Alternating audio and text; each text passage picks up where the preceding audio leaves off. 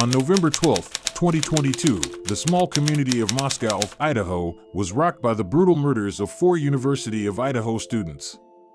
Roommates Madison Mogan, Kaylee Goncalves, and Xana Kernadal, along with Kernadal's boyfriend, Ethan Chapin, were found dead in their off-campus residence on King Road. The murders shocked the tight-knit college community, and for weeks, investigators were at a loss for a suspect. As the investigation continued, the community was on edge, and thousands of tips poured into the FBI.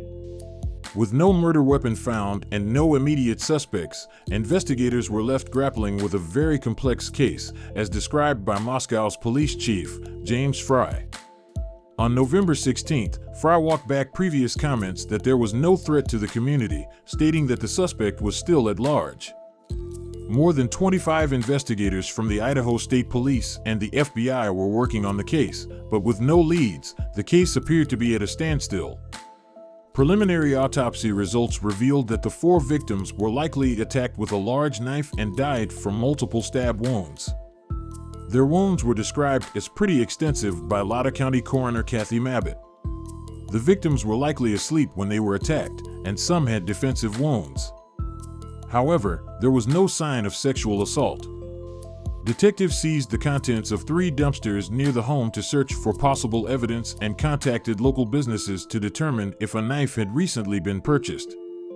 A vigil was held at the University of Idaho on November 30th in honor of the victims, with family members in attendance.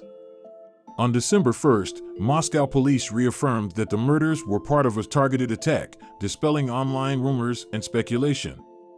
The department had cleared certain people seen interacting with Goncalves and Mogan on the evening they were killed. Police also confirmed that the 2 housemates who were home during the attack had been sleeping that night. As investigators continued to gather information and evidence, the families of the victims were left frustrated by the lack of progress. On December 2nd, the 2 housemates, Bethany Funk and Dylan Mortensen, wrote letters saying they were struggling to accept why the lives of 4 beautiful people were taken so brutally. On December 5th, detectives focused on Chapin's and Kernadal's activities on the evening they were killed, asking the public for information about the nearly 5 hours from when the couple arrived at the Sigma Chi party to the apartment house on King Road. Investigators were still gathering tips and evidence, with Fry stating that they did not want to jeopardize the case by releasing incomplete information. Then, on December 7th, a major break in the case occurred. Police announced the arrest of a doctoral student in criminal justice in Pennsylvania who was suspected of being the perpetrator. The community was stunned by the news, and while the arrest was a major step forward in the investigation, it was not the end of the case. "This is a new beginning," stated Latah County Prosecuting Attorney Bill Thompson at a news conference. As the case continued to unfold, more details emerged about the suspect. The doctoral student, identified as 28-year-old Bryan Kohberger, was studying criminal justice at Washington State University.